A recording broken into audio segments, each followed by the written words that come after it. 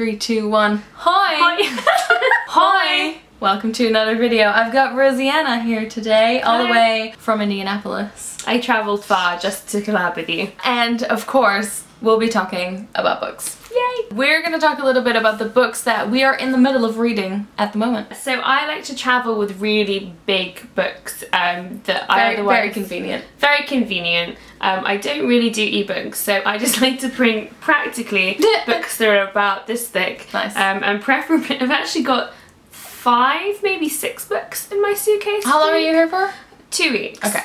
And to be honest, I've read most of them, so it's gonna be a tricky, I'm gonna have to buy more books. It's such a shame. What a disaster. Ah. So the ones that I am currently reading, one of them is a reread. So I pronounce this The Amazing Adventures of Kavalier and Clay. What? I know that it's The Amazing Adventures of Kavalier and Clay, but when I first read it, I pronounced it Cavalier and Clay, and so that's now how I think of it. I made a video recently which I mentioned that I was reading this book, and in the comments everyone was like, don't you know it's Cavalier and Clay? I'm like, I know, but it's just not how I think of it. So this is a book, it's kind of like dual narrative. The first part is kind of a boy, a man growing up in New York who wants to be a comic artist and thinks about it all the time. The other part of it is the story of the person he starts working on that comic with and his escape from the growth of the Nazis. That's kind of like... I didn't see that part coming. A rough... You didn't? No? No? Yeah. Anyway, it's some of the best writing that I've ever read. It won the Pulitzer Prize for fiction many, many years ago. Oh, wow. And it's like dense, which I love, but it's so beautifully written. Yeah, I haven't read it in years, so I'm rereading it. Is it the second time you're reading it? I think it's the 3rd time I'm reading it. Will you be keeping it or are you gonna get rid of it? I don't know, that's the question. Because... Is this the deciding read? Yes. But I love it as well, so I really wanted to revisit it. I'm gonna start with this one because I started it most recently. It is Hot Little Hands by Abigail Ullman. You'd heard about this as well, right? I have, yeah. Yeah, so I picked this up at work. This is a collection of 8 short stories of 8 different women that are all, or girls I guess, between adolescence and adulthood. They're at very different stages, like some of them are 13, some of them are like 21, a lot of them are like 2nd generation immigrants as well. It has a lot to do with like sexuality and sort of the dangers that come with being a woman growing up, but also the power that comes with it. I read for like 45 minutes on a train and read 100 pages and I'm just racing through it. Really enjoying that. This is a debut as well. And it's got such a great cover. Yeah, it is really nice. These are actually braces. I don't know if you can see the reflection, but you can like feel it as well. Really nice. I like it because it's slightly creepy and then also like intimate. It's got a bit of the like Lolita vibe, the cover, but yeah, really, really good. The other book I'm reading right now, so I'm reading all of Chimamanda and Ngozi Adichie's books, not least because 4th Estate Books sent me all of her books with these amazing new covers. So good. This one, Half of a Yellow Sun, is probably one of her most loved books that I actually have never read. This is my first time reading it. And it's told with 3 different narrators, kind of, and at various points in the, I guess, like before, during and after the formation of Biafra in Nigeria, and the kind of tensions, and it's told from different perspectives of people of different status. So you have a character who's from the local village who's given a role in his new master's house. There's Olana, who's a beautiful Nigerian woman who is like much desired, but obviously has her own complicated life growing up as a woman in Nigeria at the time.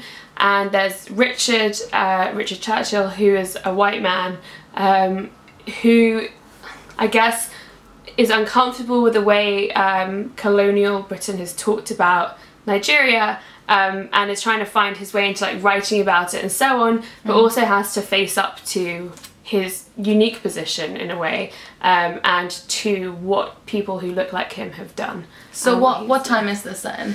It's like the 60s and around there on either side. Like it kind of starts in, I feel like it starts in the 50s maybe, or the early 60s, and kind of goes on after that as well. So yeah, I mean it's just really interesting, and I've been trying to read more fiction about that time after, you know, after the Second World War and what impact it had on these countries where both of our countries had this huge and very damaging hold, and how people came back together and not after that.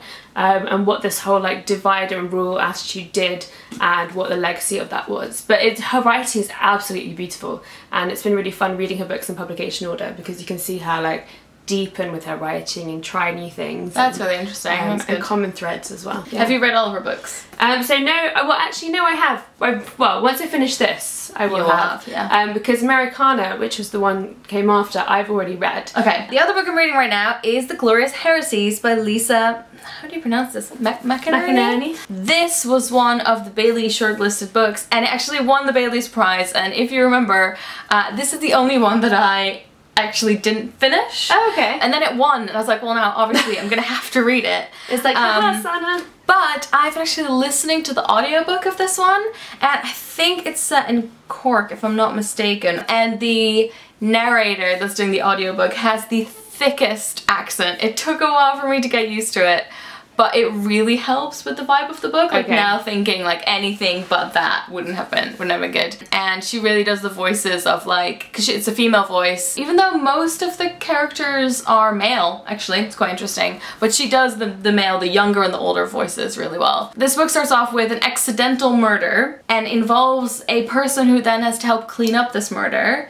and also involves his son, but in a very separate storyline that sort of then comes together. So it's very much about, it's about alcoholism, it's about growing up. It's so many things, and it's so many little stories, and you really get to know the different characters very well. There's a lot of like drugs and sex and abuse and lots of stuff, but there's quite a lot of funny stuff in it as well. It feels like a snapshot of a city or a place and a couple of people and all the different ways that they're connected. I can definitely recommend this. I haven't finished it yet. I'm still slightly confused by this cover. Like there's definitely like a religious aspect to it, and this is a sort of like the city vibe. Right. But I feel like it probably would have been better to have like a cityscape on it or something. Yeah, I do find the cover slightly underwhelming. I love the colour scheme. And I do feel like this is one where you just have to sort of read the first chapters instead of just like reading the summary and thinking I don't know if this is for me. Like just get into it, and it's got some really really excellent voices. That is what we're reading at the moment. If you're reading anything at the moment, please let us know in a comment. We'd love to know. That's the easiest way I think to pick up recommendations. See what people are reading. I'll put links to all the books that we talked about in the description. Go subscribe to Rosianna's channel, youtube.com/Rosianna. You'll be seeing more of the videos that we're filming